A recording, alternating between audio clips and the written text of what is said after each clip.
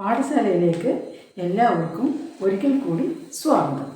നമ്മൾ കഴിഞ്ഞ ദിവസം ക ഇഖ ഗ ഇഖ ങ ച ഇച്ഛ ജ ഇജ്ജ ഞ ട ഇട്ട ഡ ഇഡ ണ ത ഇട്ട ദ ഇദ്ദ ന എന്നീ വ്യഞ്ജനങ്ങൾ നമ്മൾ പഠിച്ചു. ഇനി പ ഇഫ ബ ഇഭ മ. പ എഴുതി നോക്കിയേ. പ കണ്ടല്ലോ. നിപ്പ.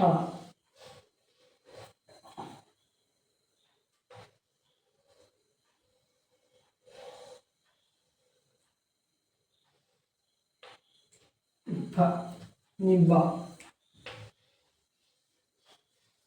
ഒരു വല വരയ്ക്കുക.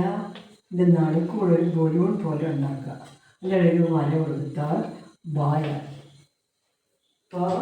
ഇഭ ബ.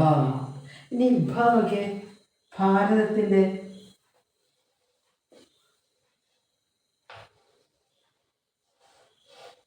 ഭ. പകുതി വരെ വരയിടാവും. നേരെ വരയിടുന്നു. നാൽപ്പഴേക്ക് വരയിടും. പ ഇഫ ബ ഇഭ മ. മ എഴുതുമ്പോൾ ഇങ്ങനെ തന്നെ എഴുതണം. മ കംപ്ലീറ്റ് വരയിടാം. പ ഇഫ ബ ഇഭ മ. പ ഇഫ ബ ഇഭ മ. ഇനി ഫ എന്ന് പറയും. പ ഇഫ ബ ഇഭ മ. ഫലം. ഫ ഫളം.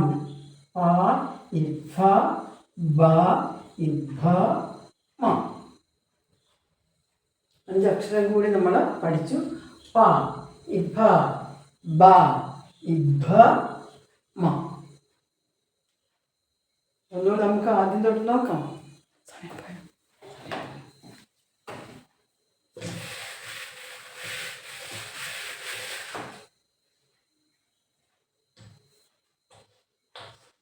ക ഇഖ ഗ ഇഘ ങ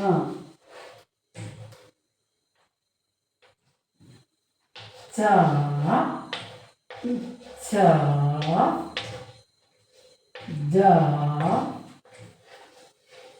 ജ ഞ ത ഇട്ട ദ ഇദ്ധ ന ത ഇദ്ധ ദ ഇദ്ധ ന. ഇത് വായിക്കാം. ക ഇഖ ഗ ഇഘ ങ ച ഇച്ഛ ജ ഇജ്ജ ഞ ട ഇട്ട ഡ ഇഡ ണ ത ഇത്ഥ ദ ഇദ്ധ ന. നീന്ന് പഠിച്ചുകൊണ്ടില്ല.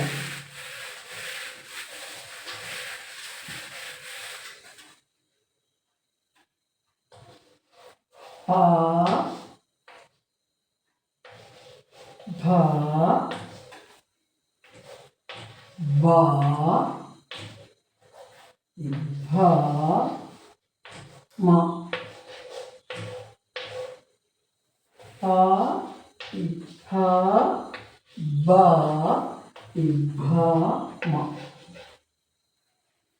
പ ഇഫ ബ ഇഭ മ. പ ഇഫ ബ ഇഭ മ. ഇനി അടുത്ത പ്രാവശ്യം അടുത്ത അക്ഷരം അടുത്ത വ്യഞ്ജനം നമുക്ക് എഴുതാം. ഏകദേശം വ്യഞ്ജനം തീരാറായി. എങ്കിലും നിങ്ങൾ ശ്രദ്ധിച്ച് പഠിക്കണം. അക്ഷരങ്ങൾ ആവർത്തിച്ച് വായിച്ച് വൃത്തിയായിട്ട് എഴുതി പഠിക്കണം. സരള ഭാഷയാണ് ഹിന്ദി. മലയാളത്തേക്കാൾ എത്രയോ ലളിതമാണ് ഹിന്ദി. നിങ്ങൾക്ക് വിചാരിച്ചാൽ കഴിയാത്ത ഒന്നുമില്ല.